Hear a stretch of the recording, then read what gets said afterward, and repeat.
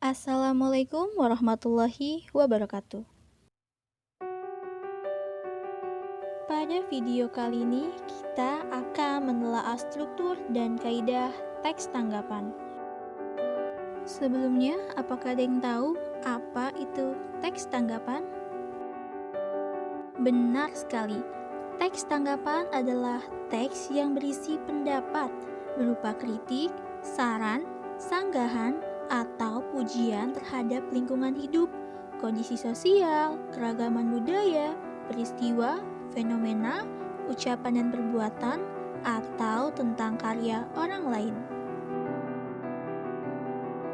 Pembahasan selanjutnya adalah struktur teks tanggapan yang terdiri dari 3 bagian, yaitu konteks, deskripsi, dan penilaian. Bagian konteks merupakan penyebutan tentang objek yang akan ditanggapi, biasanya disertai dengan penjelasan tempat, waktu, dan keterangan lainnya. Bagian pada unsur konteks merupakan jawaban atas pertanyaan seperti apa yang ditanggapi, di mana adanya, dan kapan terjadinya. Kemudian bagian deskripsi berisi tentang keadaan objek atau proses berlangsungnya kegiatan tersebut secara terperinci. Bagian ini merupakan jawaban atas pertanyaan bagaimana. Sedangkan bagian penilaian berisi pendapat tentang objek tersebut, baik secara positif atau negatif.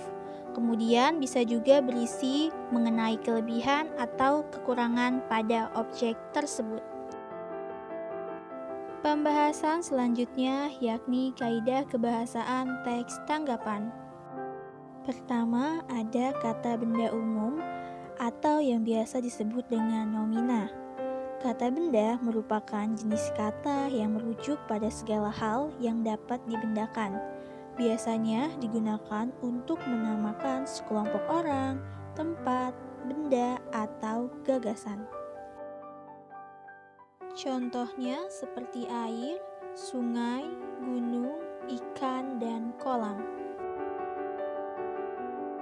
Kedua yaitu copula, merupakan kata kerja atau verba penghubung antara subjek dengan komplement dalam sebuah frasa atau kalimat.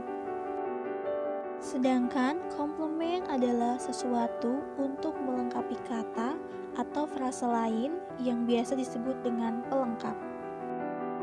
Contohnya adalah yakni dan merupakan. Ketiga yakni kata kerja material yang merupakan kata kerja berimbuhan untuk menunjukkan aktivitas atau perbuatan subjek. Contohnya menghancurkan, mendorong, menanam, dan bertambah. Keempat adalah kata yang bermakna keadaan, merupakan perihal suasana atau situasi yang sedang terjadi.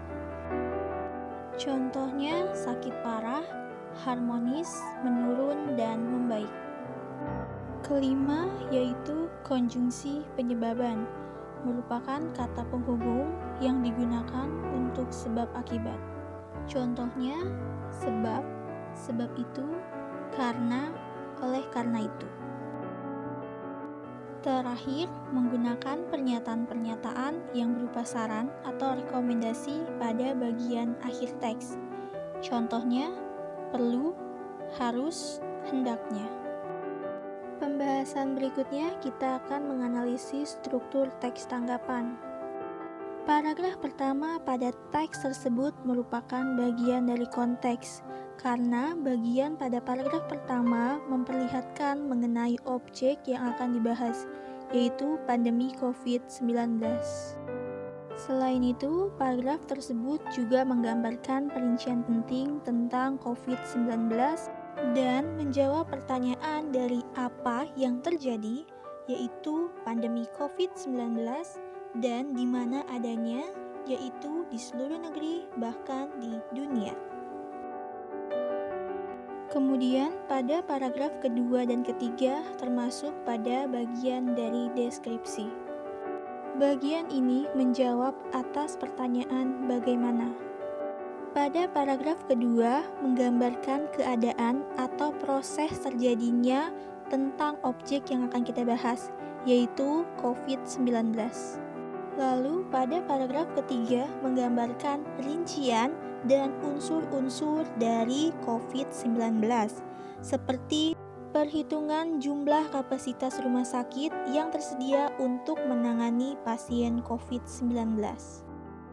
Pada paragraf keempat dan kelima masih termasuk ke dalam bagian deskripsi karena masih menggambarkan mengenai keadaan dari COVID-19 tersebut.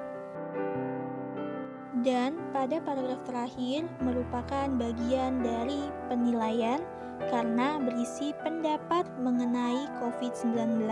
Selain itu, paragraf ini juga menjabarkan mengenai penilaian yang terdapat pada kalimat pertama dan sebuah saran pada kalimat kedua. Kaidah kebahasaan pada teks yang sedang kita analisis pertama adalah kata benda umum.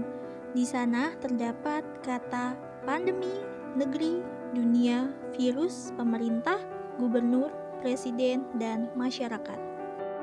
Pada bagian kopulanya terdapat kata merupakan dan adalah. Lalu pada bagian kata kerja material terdapat kata mengadakan, menangani, mengatakan, menyelesaikan, mengikuti, dan menunjukkan. Selanjutnya, pada kata bermakna keadaan terdapat kata bahaya, sulit, menyalahkan, mengkritik, menyudutkan, menghantui, dan mengoyak-ngoyakan. Kemudian, pada konjungsi penyebaban terdapat kata karena, dan pada bagian pernyataan berupa syarat terdapat kata hendaknya serta harus. Baiklah, itu saja yang bisa saya sampaikan pada video pembelajaran kali ini. Semoga bisa bermanfaat untuk kita semua. Kurang lebihnya mohon maaf. Wassalamualaikum warahmatullahi wabarakatuh.